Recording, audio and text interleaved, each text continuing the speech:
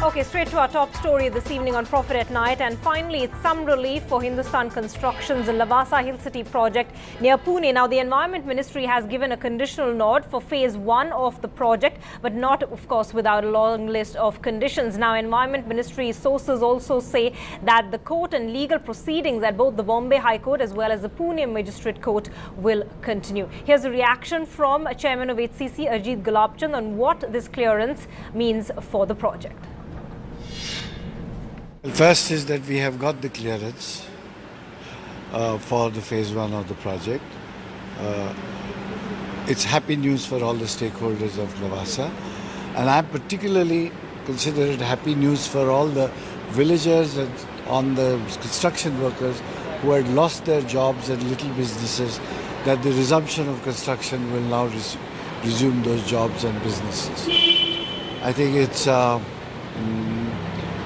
I would like to, at this point of time, really thank the Prime Minister of India for his intervention to make this happen.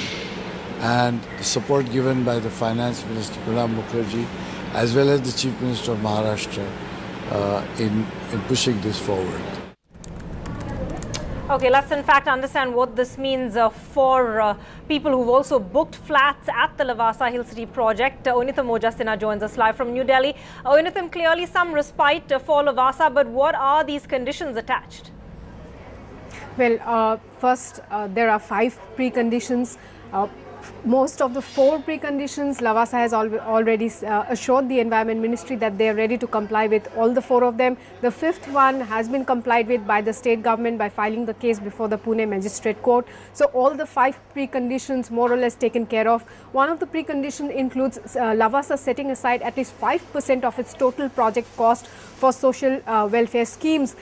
They also cannot deviate from the norms laid down under the HILS regulations, which means that there cannot be too many changes in the scope of the project. So these preconditions are more or less taken care of. However, there's a long list of over 50 conditions in total that Lavasa will have to comply with. Interesting ones here include that despite setting aside 5% of their total project cost for social welfare schemes, Lavasa will also have to deposit another 5% of the spendings done so far with the Maharashtra government for social welfare and restoration works in case Lavasa fails to comply with the conditions. That is one. The second is that Lavasa will have to submit within the next 3 months the corporate environment responsibility policy, which will list out the company officials who will have to take care of the compliance with the environment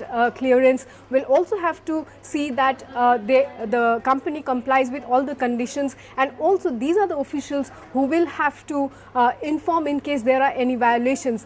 Within the next 3 months, they will also have to submit the environment action policy. So more or less many conditions there, but the clearance has been given for phase 1, that is 2,000 hectares, covering about 953 housing units. Back to you. All right, Oinitham, thanks so much for giving us details. At least so far, a little bit of a relief for Lavasa, but lots of conditions attached, as we've been saying. Let's move on.